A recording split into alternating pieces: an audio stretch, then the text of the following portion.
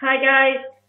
Just want to let you know that I'm at Fitzgerald, and there's a long story behind this whole day. It's been the longest, not the longest, but the weirdest day that I've had since I came to Mississippi. And my observation is that either either I'm going nuts or everyone around me is going completely nuts, and I have no idea. Or maybe it's a combination. But it seems like everything that they're doing, the technology that they're using against us, and everything that they're doing is becoming a lot more intense, and like everybody seems to be a lot more affected by what's going on because people just aren't, they're not acting like they're supposed to act. And that includes me. I mean, I'm the first to admit, okay, I have gone off the deep end. And there's no question about it. Okay, that is the way it is. I mean, and I can't even explain it. I can't explain it. I'm trying to explain it, but it's impossible. So, what happened today was, everything that happened today was completely wacky. First of all, okay, it starts off with Doug. Okay. Oh, yes, because, yes, Doug did come rolling into town, and I think Johnny was tied up with his family again for some kind of New Year's thing or, whatever they were doing. He had mentioned that to me before, like how he's going to be busy, like right around Christmas, right around New Year's, he's going to be really busy. And so he had sent me a message on my cell phone, and when I get this message, which was yesterday, and I'll get back to Doug in a minute, but I get this message, and it goes, like that.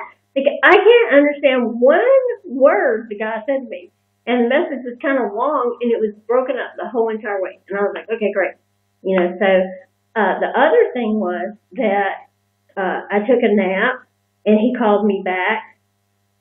I get up, and I have no service.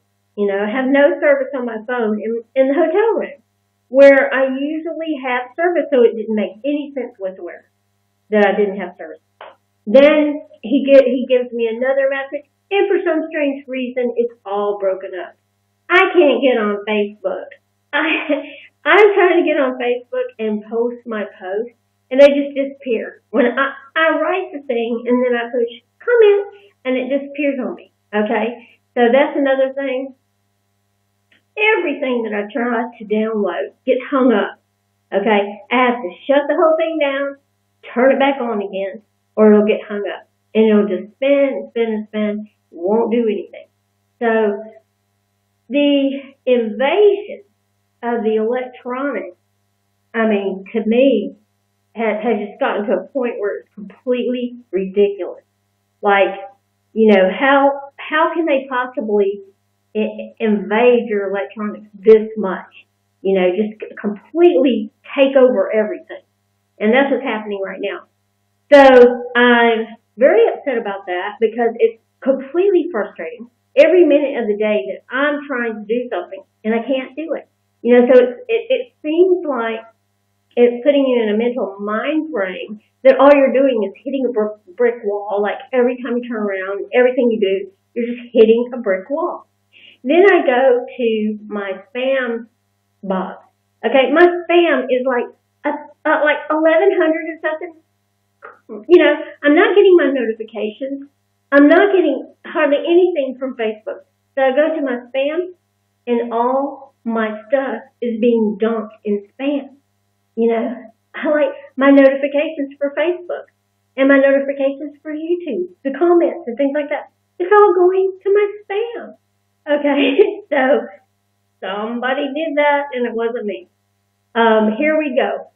Everything is screwed up, totally screwed up. When it comes to communications, everything is just getting so screwed up. You can't get your cell phone messages.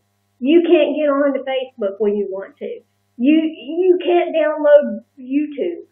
And it's getting to be such like, I don't even know.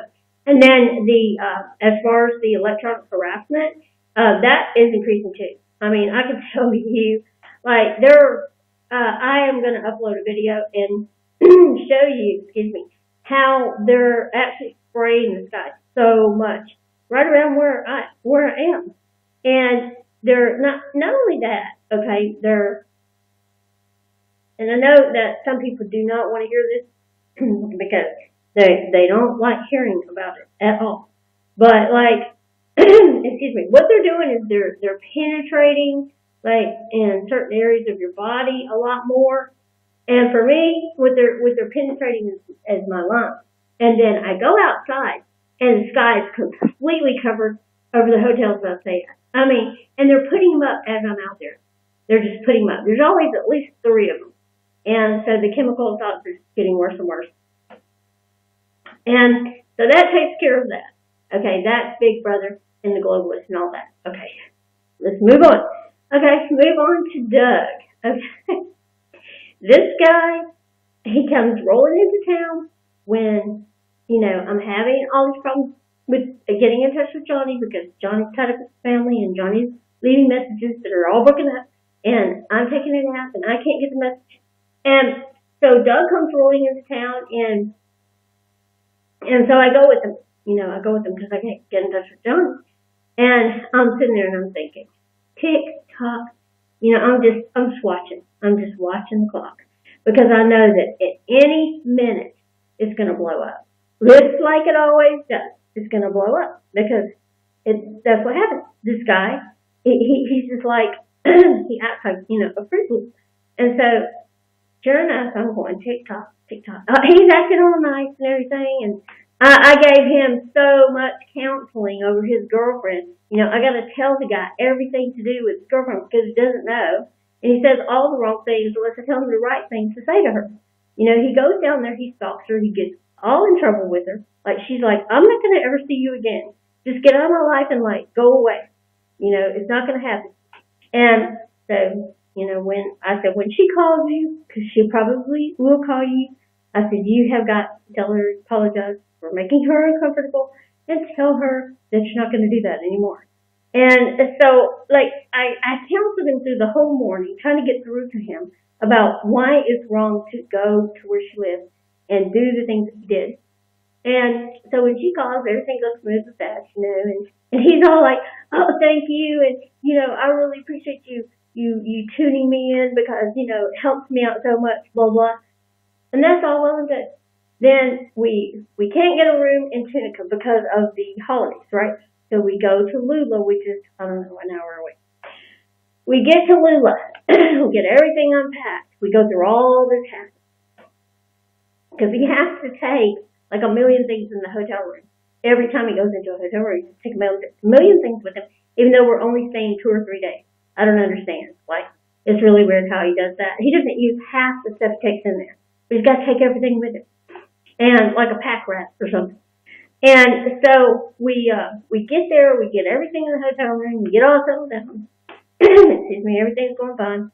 I think his girlfriend even called him. They had a conversation, everything went well. And then